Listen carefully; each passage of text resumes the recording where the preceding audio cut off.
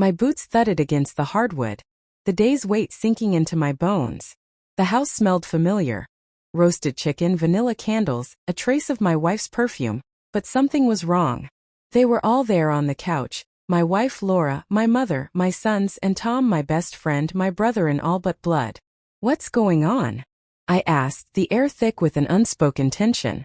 My eldest, Ethan, sat up, his gaze hard, practiced. "Dad, sit." I didn't budge, a knot tightening in my chest. "What is this?" Laura looked away. My mother fidgeted, eyes flickering between them. Ethan exhaled sharply. "You need to face it. You're not the head of this family anymore." I blinked, throat dry. "What the hell does that mean?" Ethan's jaw clenched. "Uncle Tom's been more of a father to us." Silence, then a roar in my ears. I looked at Laura. She wouldn't meet my eyes. Tom sat there, smug, hands clasped like he owned the room. They all knew. I swallowed the rage clawing up my throat. "I see." Then I turned and walked out. They didn't stop me. I drove, lost in the night, headlights cutting through the dark. My hands gripped the wheel, knuckles white, betrayal burning like poison. Tom, the man I trusted.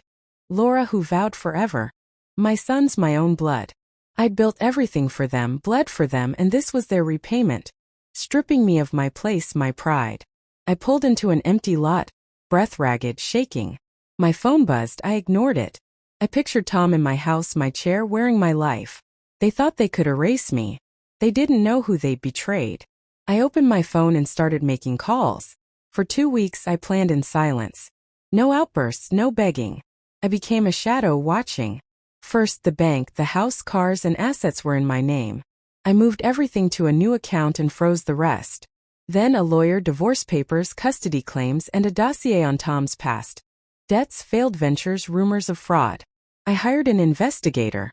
Laura and Tom thought their affair was hidden. They were sloppy. Every text, every clandestine meeting was documented. I spoke to my mother.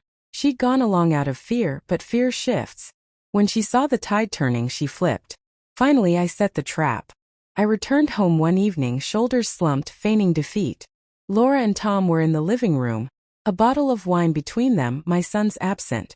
Tom smirked. "Back already? Thought you'd need longer to sulk." I gave a slow, deliberate smile. Laura shifted, uneasy. "What's that look?" I sat across from them, hands clasped. "I wanted to see your faces when you realize you've lost."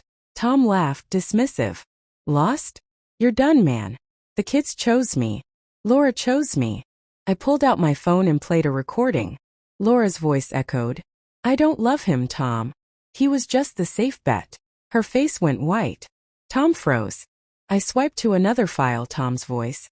"Once he's gone, I'll take it all, the house, the money. He won't see it coming."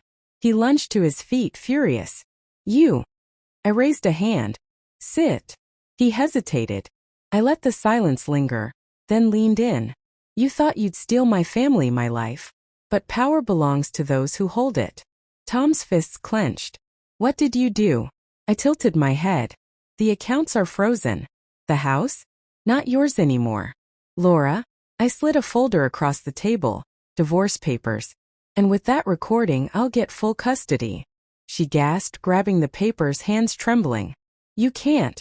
"I can." I turned to Tom. "Check your phone." It buzzed. His eyes widened, scrolling through notifications, bankruptcy filings, investigations, his dirty secrets plastered online. His world crumbling in seconds. I stood, smoothing my jacket. "You betrayed the wrong man." Then I walked out. The weeks that followed were chaos for them. Tom was ruined. Accounts drained, reputation gutted. Laura begged, but I was done. My sons trickled back. Guilt in their eyes, but trust is earned, not handed out after betrayal. Me? I was free. They'd broken me, humiliated me, but I rebuilt stronger, sharper. Standing in my new place, city lights sprawling below, I smiled for the first time in months. I'd won. They'd never forget the lesson. Power isn't taken, it's claimed. And I'd just taken mine back.